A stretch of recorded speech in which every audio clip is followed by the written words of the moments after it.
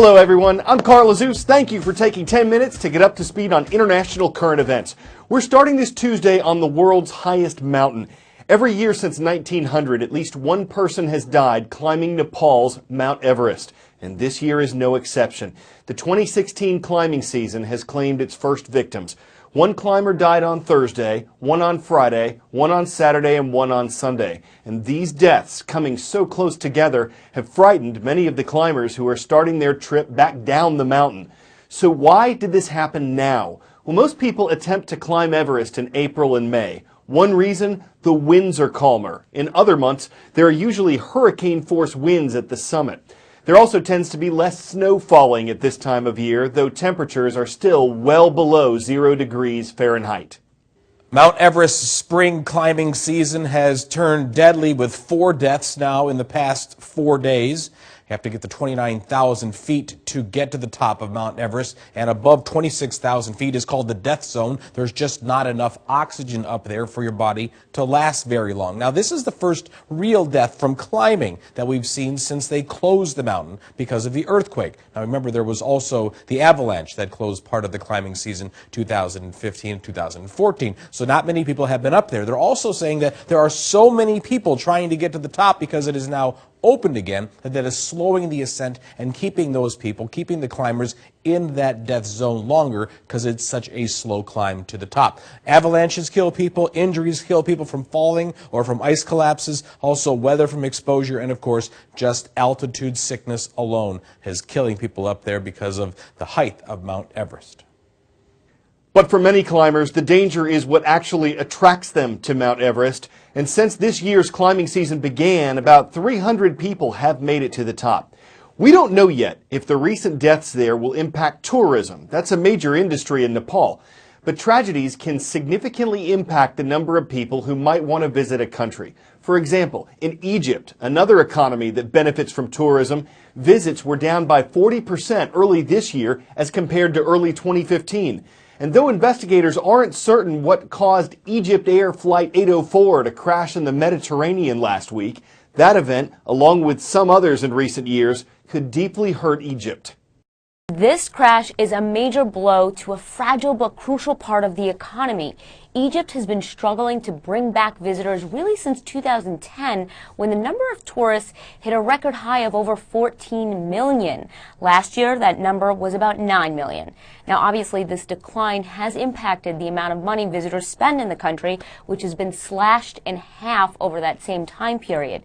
Just to put this into context, tourism accounts for about 11% of all economic activity, and 11% of jobs in the country are actually tied to the industry itself.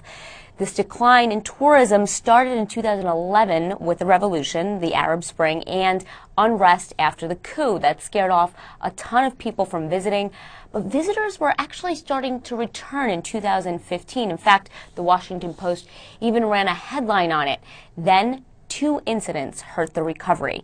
Terrorists brought down a Russian jet just after it took off from an Egyptian resort, and then a domestic Egypt Air flight was hijacked in March. These and other incidents are raising questions for tourists who have really been vacationing in this region for years.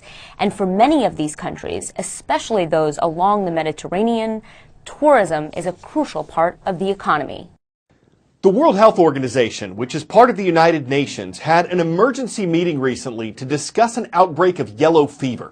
It started in the southern African nation of Angola last December. Since then, more than 2,400 people have been infected and 300 people have died from the disease. That makes this the worst outbreak of yellow fever in Angola in 30 years. But it has spread to other countries. There have been dozens of cases in the neighboring Democratic Republic of Congo and in nearby Uganda. So what health officials are doing is directing millions of vaccines to this region. They're hoping that'll help create a barrier against the spread of this disease. Yellow fever is a disease caused by a virus that can make you guessed it, turn yellow. The virus comes from the bite of a mosquito, and the yellow is because your liver starts to fail and you develop jaundice, a yellowing of the eyes and the skin. You'll also get fevers, chills, back pain, and generalized aching. From infection to illness, typically takes 3 to 6 days. Now, most people are going to improve after these initial symptoms. However, about 15% will develop a more severe form of the disease. There is no treatment or cure for yellow fever. Doctors are going to work to alleviate symptoms, prescribing rest, fluids, medications. The best way to avoid yellow fever is to get vaccinated, especially if traveling to Africa, South America. Use insect repellent, wear thick long-sleeve clothing, and sleep in a screened-in or air-conditioned room as much as possible. Since the Vietnam War, the U.S. has banned the sale of American military weapons to the communist country of Vietnam. But yesterday, while on a trip there, President Obama removed that ban. He says it's part of the work to normalize relations between America and Vietnam, and that includes more military cooperation. Critics say President Obama should have waited until Vietnam improves its human rights record before lifting the ban. A Human Rights Watch official says the president gave the Asian country a reward it did not deserve.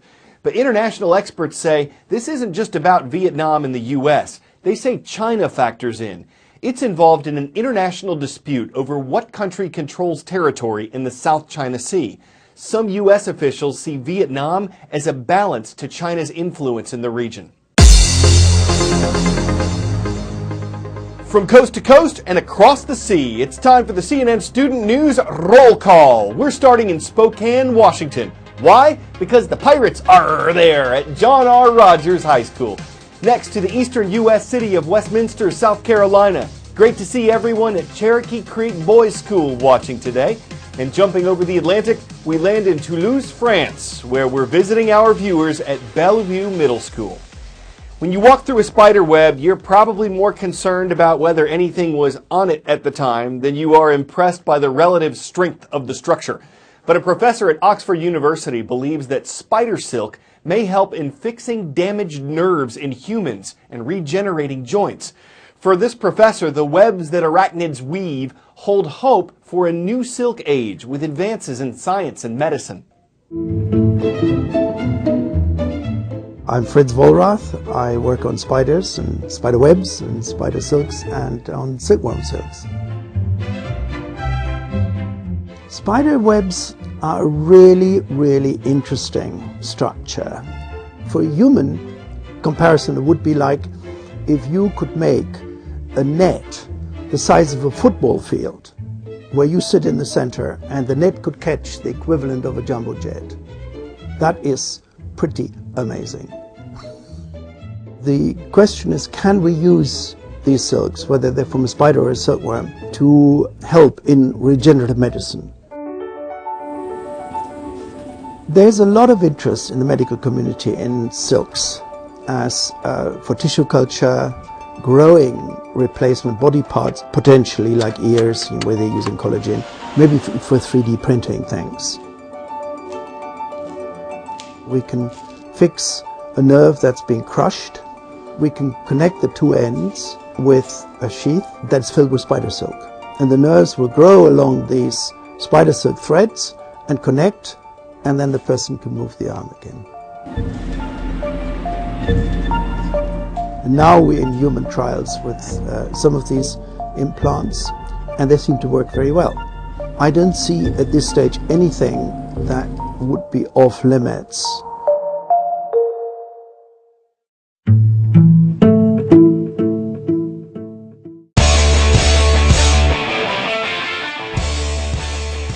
What is purple, plastic, made by a 3D printer, and can totally rock a Mozart concerto? Well, here you go. Now, to be fair, this is not a Stradivarius. The girl playing it says it has a more muted sound than a wooden violin, and that there are limits to its pitch. Still, considering that it was created by a high school senior who is studying sound waves for a physics class, we're thinking her grade is somewhere in the key of A. The story certainly lends itself to puns. You could say it was worth the trouble, that with musicians and inventors alike, it resonates. We could string you along for days on Stradivarius word plays, but before you tune us out, we'll just take a boat. CNN Student News will be on the air through next Friday, June 3rd. After that, our summer break begins.